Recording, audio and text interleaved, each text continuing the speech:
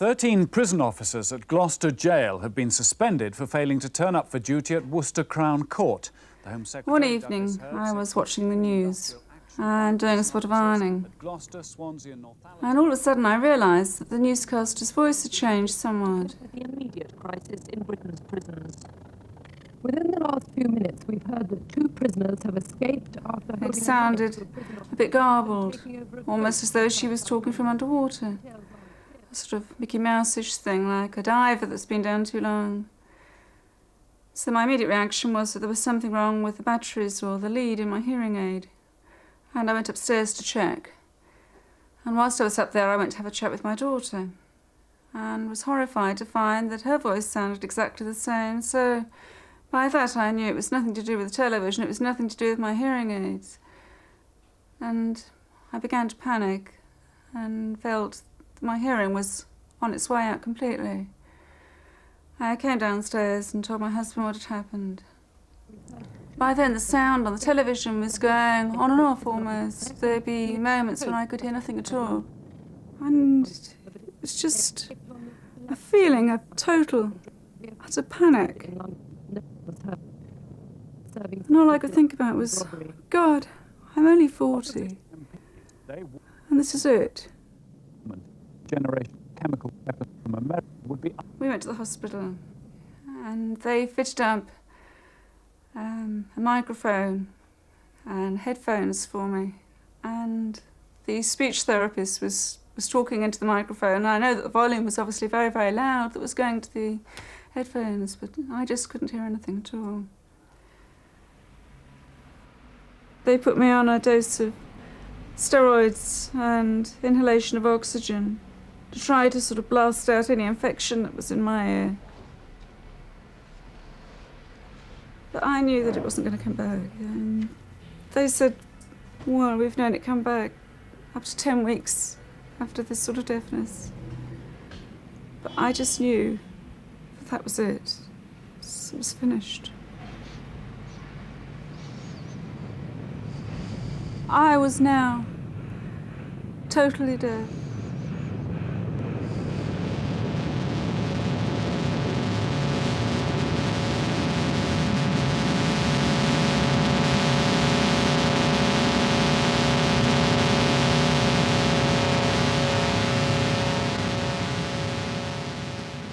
My silence isn't actually silence. In fact, I've got an awful lot of different noises in my head, which have come in to replace the hearing that I've lost. And that condition is called tinnitus. It's really a horrendous mixture of sounds. At the moment, I've got a sort of a musical note going through da-da-dum, da-da-dum, da-da-dum all the time. And then there's a hiss in the other ear. There's a sort of a tinkling electronic sound in the background, a bit like something of an arcade machine. And then there's a hum, like a generator, all the time. It increases the more I talk to people. If I get angry or I shout, then it becomes even worse. If I particularly want to concentrate on something, I just want to be quiet. And the tinnitus is really bad. I just feel sometimes, for God's sake, shut up. Just for 5 minutes. Just give me peace for 5 minutes so I can think about something else. Well, I was told the classic thing, go away and learn to live with it, which meant learning to live with deafness. There was absolutely nothing that they could do for me. But I had to carry on with life as normally as possible. And this meant carrying on trying to run the post office with my husband, Richard. 4, 5. There we are. Thank you very much. Thank you. Bye. Bye. All the time I was thinking, what the hell are we going to do? How are we going to manage? What are we going to do about the shop? What can I do? 40 Cafe Creme in the tin. Sorry? The Cafe Creme cigars. No, this way. I'm sorry, actually, I'm deaf, so I have to lip read you. Right. Could you speak slowly and clearly? Surely. Can I have 4 tins of the Cafe Creme cigars? It's an unusual request. I'm sorry, I can't get it. Well, it's not very usual. All right. There's 4 of those. 3, thanks. I put 3 fingers up. But that should be... Oh. Some people react exactly as I would like them to react, and other people look at me as if to say, well, what on earth are you doing serving in the shop then if you're deaf? 532, please. At first, I tried desperately all the time to understand everything that everybody was saying around me. I mean, sometimes when I first went deaf, we'd go out for dinner with friends. And I'd look forward to it in the same way that I always used to look forward to going out. And it wasn't until I was actually there that I'd realise this is not the same. They put it on the table. Warms underneath the table. So in actual fact, you're really quite warm. Everything all right? Yeah, those heaters. And if 2 or 3 people are talking amongst themselves, I just haven't got a hope of catching everything that's said, because the conversation flies very quickly from one person to the other. Sit there holding onto the seat, and with the silent types pretend to read I'm something, really, and I'm really not really reading. hated. She's looking at the wings or listening to the engine noise. I don't like I find I'm like at a tennis match. I'm jumping from one person to the next, trying to watch the ball being thrown between them.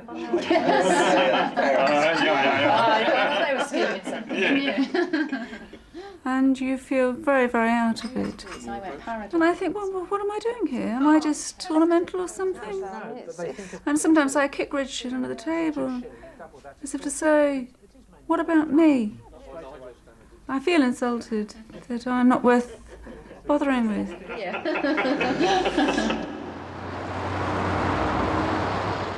But there might be one last hope. I'd heard of an experimental device that might just help me. It was a cochlear implant, which could give me back some sound, although in an imperfect way. It didn't always work for everyone, and I had to find out whether I wanted it and whether I'd be suitable. So I went down to the Royal Ear Hospital in London for tests. The first person I met was Hugh Cooper, the audiologist. Hello, Christine. Come in. Take a seat. Right. No, don't lie down yet. Just sit down. I'll explain what we're going to do. We're going to do one of the most important tests, where Mr. Graham is going to put a fine electrode into your ear. And then I'm going to put some electricity down the wire using this. And I want you to tell me if you can hear anything, or if it's too loud, or if it's painful, and if it makes any difference to your tinnitus. We're trying to find out if the nerve of hearing is still working. Okay?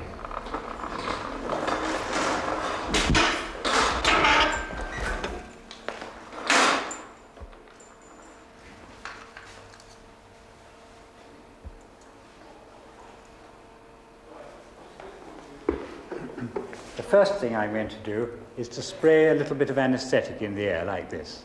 Just like that. You just feel it fizz.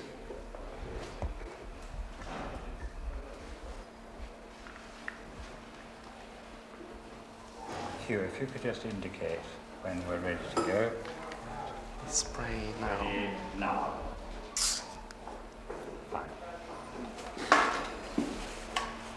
Mr. Graham is going to put the needle in now.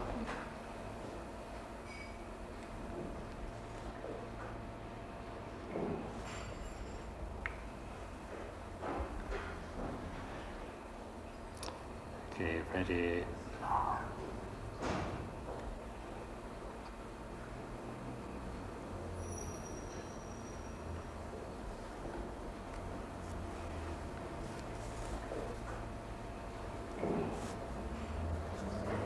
Just tape it into position so it doesn't move. It's nice and stable. Are you ready? Right. Right. When I press the bar, you tell me if you hear any sound. Okay. Nothing. Nothing to No.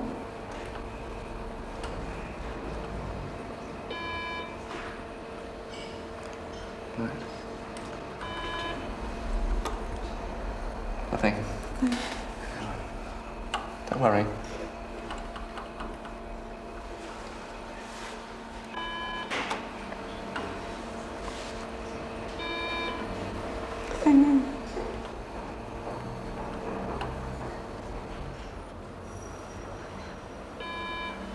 Yes, very deep. Good. Growling sound. Right.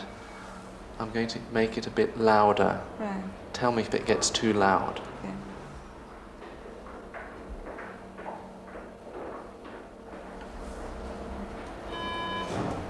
Did you hear it that time? Not just then, no. No. Right. Yeah. Try this. It's okay.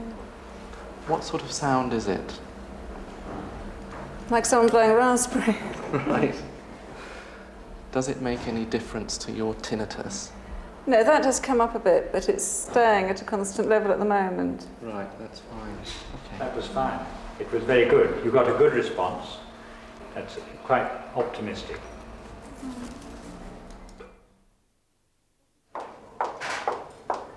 But if the test results were optimistic, I still had to work out for myself if I wanted to go through with the operation. To help me make up my mind, I wanted to meet some other patients who had been given the implant, June Scott and Chris Sheldrake. I needed to find out whether it would be worth it. What was the implant actually like, and how had they got on? I didn't like it at first, no. No, not when it was first switched on. Those clicks made me jump, and it seemed an awful noise. But you get used to it. Yes. When people ask me what it sounds like, I always find it very difficult because it's nothing like I've ever heard before. But I suppose one of the best expressions that I could put to it, what I've heard, is everybody knows what a Dalek is. Right? It's partly that, but I would say it's more like an Oriental Dalek because you can't understand a word it's saying. Yeah. It's the sounds there. You can recognise different sounds. I can recognise when somebody's talking, but I can't understand it.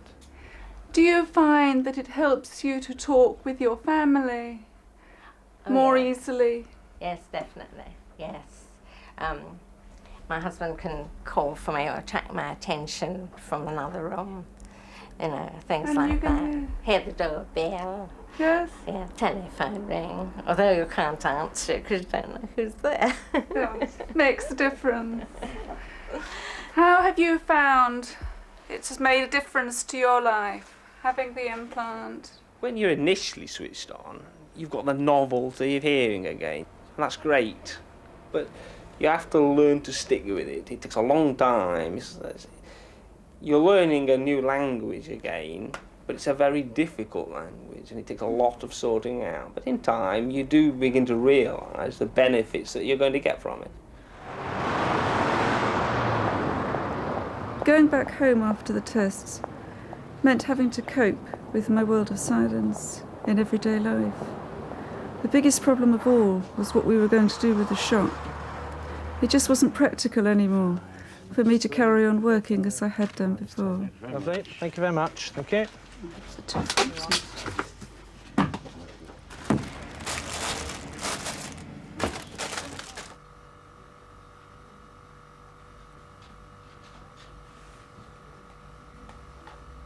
That's 487, Eddie, thank you. 487.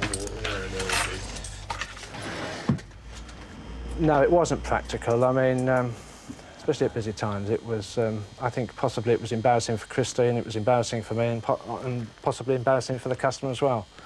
People would think, well, you know, why is a deaf person working here?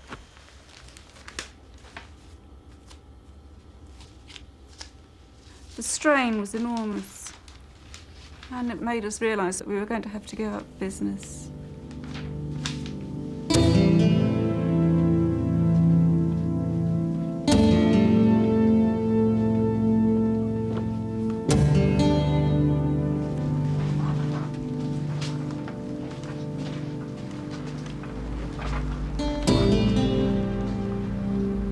It's been our baby and part of our life for so long now. And in some ways I wish that we were making a completely clean break and moving right away so that I wasn't going to be in contact with it at all. I wonder whether we've done the right thing, quite frankly.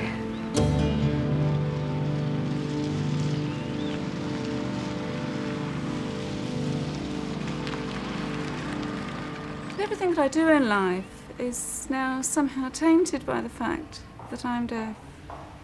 I don't honestly think that I can ever be 100% truly happy again, because that element is missing and always will be missing. Right, let's have her in, shall we?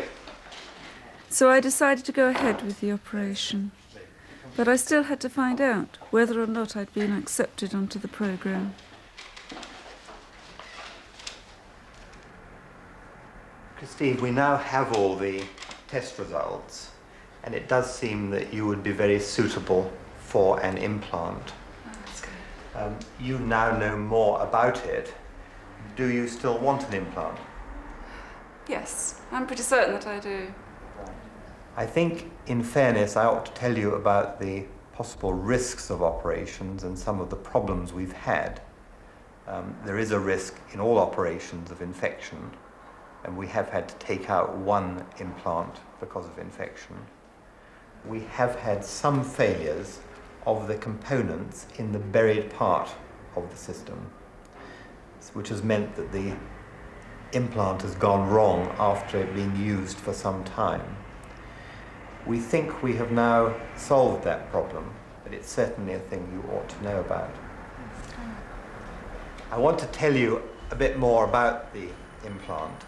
The first thing to understand is it has two parts. The first part is the part that is buried underneath the skin, behind and above the ear. And this is really a radio receiver. You can see there it has a receiver coil with the electronic components inside. And then it has one lead that goes down to the cochlea, and one lead that goes under the skin in front of the ear. Now, when that's put behind the ear, the transmitter coil has to lie right over the buried part and transmits the signal across the skin. And that in turn is connected to the sound processing box, which turns sound into the radio signal. Christine? Christine? You're going to put a little drip up in your arm?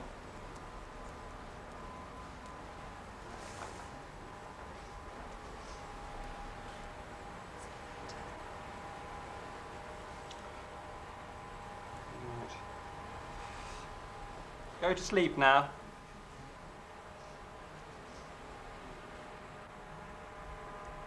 Feeling sleepy?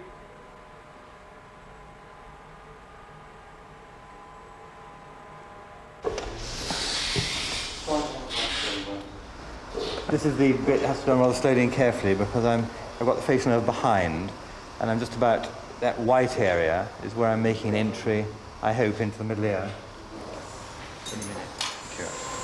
We're now looking at the top of the little bones of the ear, and I'm just drilling through the last bit of bone that'll give me an entry into the middle ear there.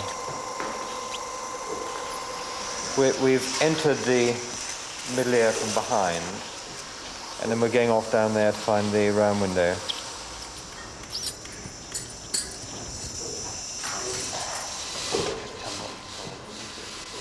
We're just trimming the bit of sheeting which has got a little bit of fishnet netting in it.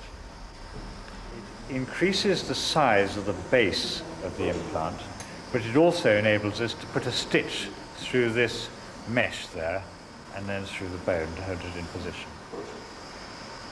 I'm just going to see if the graft will fit in to the right place. And that's now going up into its tunnel, just underneath this muscle, underneath the temporal muscle there. Now that looks quite nice, but what I've got to make sure is that it is high enough, otherwise the person's not going to be able to wear the aerial. Scissors, please.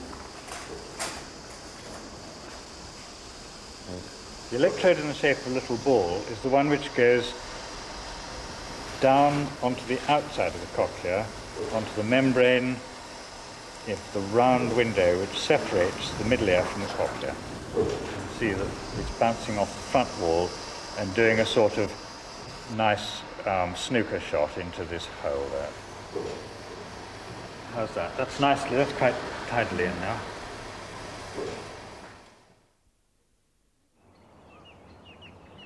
I had to wait 4 weeks to know whether or not it worked, and that was an awful long time to wait. Everybody was rooting for me and hoping that it was going to be a success. But at the back of my mind was the thought that it may not work at all. So I was just counting the days down, really, until I could go back to hospital and be switched on, as they called it.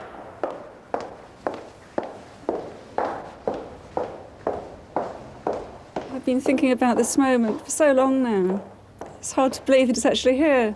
I'll just explain what we're going to do today.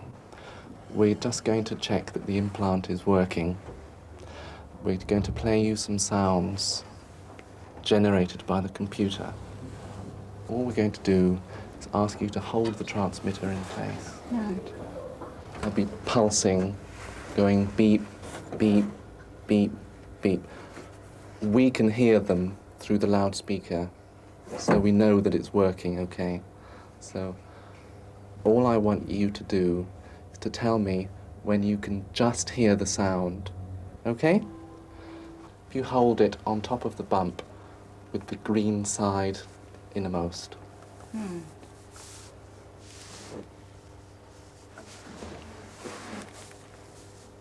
Yeah, Okay. I can hear the best. Yeah. Good. Hold on, I've got to get it just... Right. That's just it, yeah. Right, okay. Right. We can hear the sound as well now. Is that the best place for the sound? It's quite quiet, actually. Quite quiet? Yeah. Okay. I'll make it quieter. You tell me when it disappears. I can still vaguely hear it. No, my tinnitus interferes at this level. Right, okay. Now I'll make it a bit louder. Tell me to stop before it gets too loud. Okay. You don't have to be brave. I won't.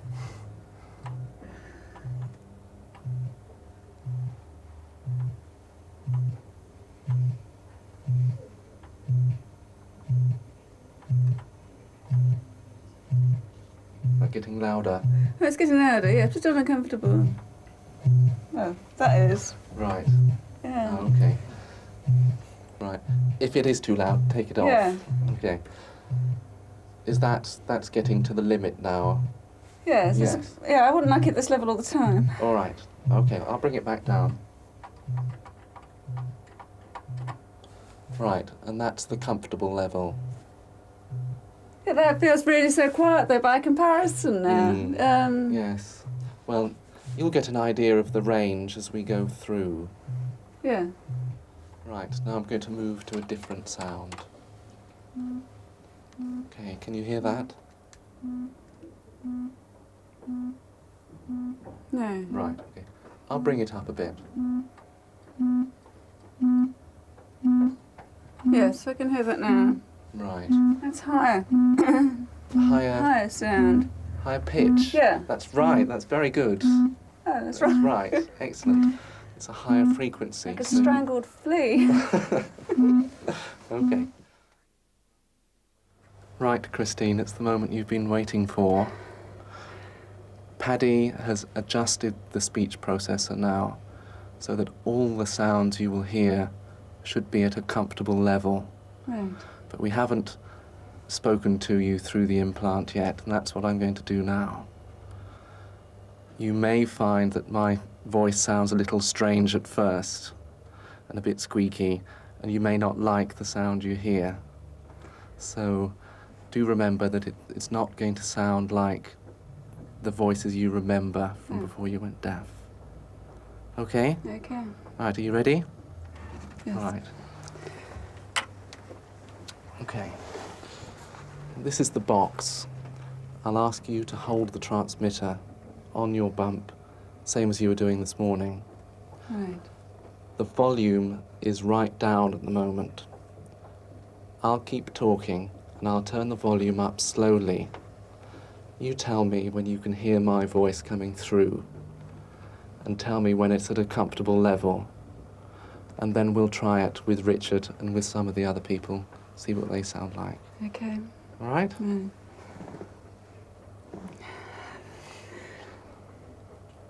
Right. Have you got it in the right place? Right.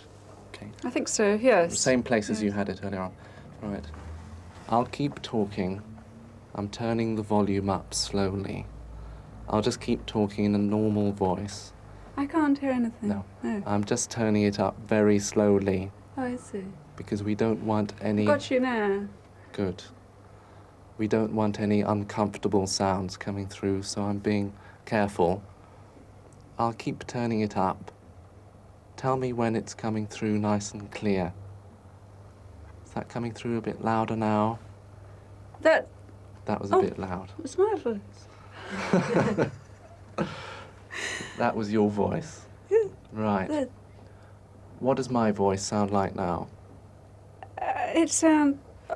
it's most odd to hear my voice. It sounds like a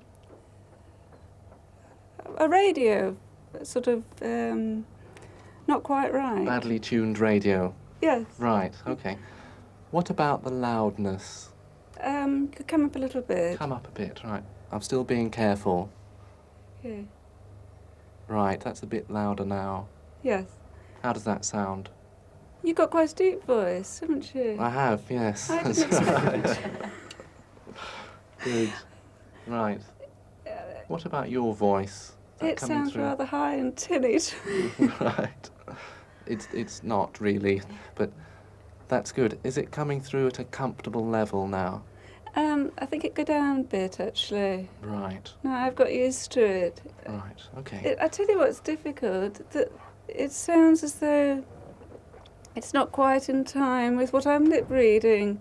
Right. Something is a step behind. Right, okay. It may distract you a little bit from lip reading at the beginning, having the sound coming in as well. It's So as that's though I'm something to get trying to used do two things simultaneously and I can't quite get them together. That's right. A lot of people find that it is distracting. It's going to take a while to get used to that. It's, I don't think I really expected this, actually, because I can actually hear every word you're saying. Great. Marvellous. Yeah, it's incredible. Good. Lovely. Excellent. Well, I've only got it on quite a low volume, so you've got plenty of room to turn it up later as you get used to it. Now, would you like to hear Richard say something? Yes, fine. Just hold this. Yes, the back isn't on, so you need to be careful. Can you hear me? Yes, I can hear you. Yeah. Good. Lovely. That's an excellent result. What does it sound like to you, hearing all our voices now? Fantastic. Really. It makes such a difference that instead of just your lips moving, that there's something that's going with it.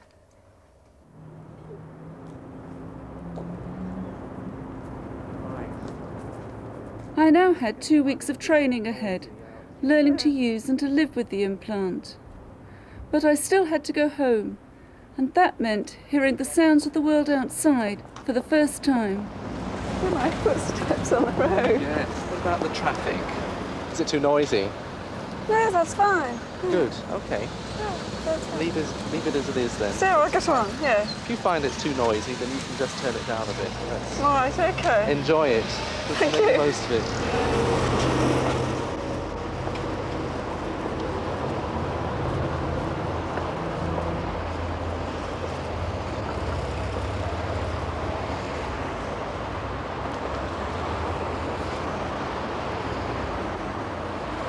It's nice to be aware of the traffic for once.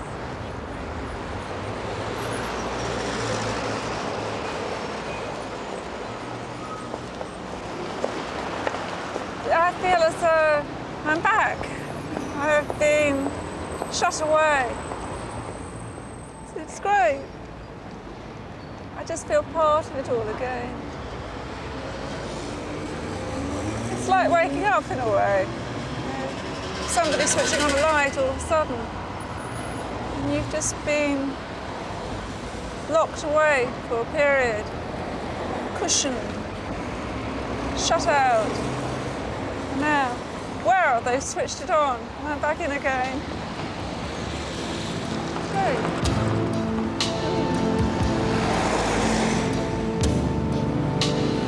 I don't care about how noisy it is, it's just I can hear it.